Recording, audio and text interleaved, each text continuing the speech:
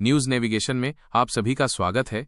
भारत की राजनीति में आज एक बड़ा और ऐतिहासिक मोड़ आया है। प्रधानमंत्री नरेंद्र मोदी की कैबिनेट ने एक महत्वपूर्ण फैसला लेते हुए देशव्यापी जातिगत जनगणना को अपनी मंजूरी दे दी है। ये निर्णय सिर्फ आगामी जनगणना की प्रक्रिया का हिस्सा नहीं है, बल्कि इसे आने वाले राष्ट्रीय चुनावों की दिशा और देश की सामाजिक संरचना पर दूरगामी प्रभाव डालने वाला एक बड़ा कदम माना जा रहा है।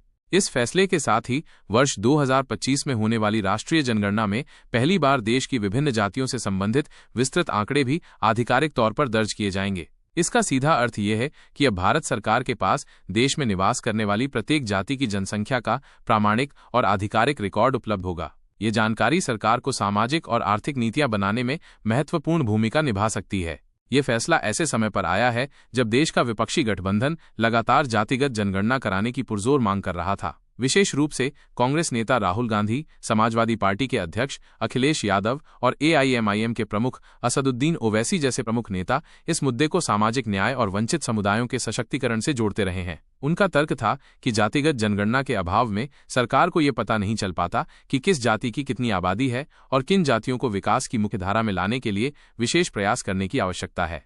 गौरतलब है कि बिहार की राज्य सरकार ने पहले ही अपने स्तर पर जातिगत जनगणना का कार्य पूरा कर लिया है और इसके नतीजे भी सार्वजनिक कर दिए हैं। अब केंद्र सरकार द्वारा भी इस पर अपनी अंतिम मुहर लगा दिए जाने के बाद ये उम्मीद की जा रही है कि इसके व्यापक असर पूरे देश में विभिन्न स्तरों पर देखने को मिल सकते हैं। इस निर्णय के बाद विपक्षी दल इसे अपनी महत्वपूर्ण वैचारिक जीत के रूप में प्रचारित कर रहे हैं। उनका मानना है कि ये फैसला सामाजिक न्याय की दिशा में एक बड़ा कदम है और इससे समाज के हाशिए पर रहने वाले समुदायों को उनका हक दिलाने में मदद मिलेगी। वहीं केंद्र सरकार इस फैसले को सबका विकास, सबका साथ और सबका प्रतिनिधित्व के अपने व्यापक दृष्टिकोण के अनुरूप बता रही है। सरकार का कहना है कि जातिगत आंकड़े उपलब्ध होने से उन्हें सभी जातियों के विकास और उन्हें उचित प्रतिनिधित्व देने के लिए बेहतर नीतियां बनाने में सहायता मिलेगी। इस महत्वपूर्ण सरकारी फैसले पर देश में दो तरह के अलग अलग मत देखने को मिल रहे हैं। एक तरफ जहां समर्थक इसे सामाजिक और आर्थिक असमानता को दूर करने की दिशा में आवश्यक कदम बता रहे हैं, वहीं दूसरी तरफ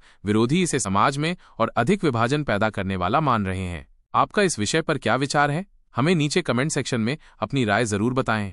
यह फैसला अब केवल एक सामान्य सरकारी अधिसूचना बनकर नहीं रह गया है, बल्कि ये देश की सामूहिक सोच और आने वाली पीढ़ी की राजनीति का एक महत्वपूर्ण दर्पण बन चुका है। यह देखना अत्यंत महत्वपूर्ण होगा कि यह ऐतिहासिक जातिगत जनगणना भारतीय समाज को आने वाले समय में किस दिशा में ले जाती है और इसका देश के सामाजिक, आर्थिक और राजनीतिक परिदृश्य पर क्या प्रभाव पड़ता है। ऐसे महत्वपूर्ण अपडेट्स और गहन विश्लेषण को लगातार प्राप्त करने के लिए न्यूज नेविगेशन को लाइक, शेयर और सब्सक्राइब करना न भूलें और भविष्य के नोटिफिकेशंस के लिए बेल आइकन को जरूर ऑन करें। धन्यवाद।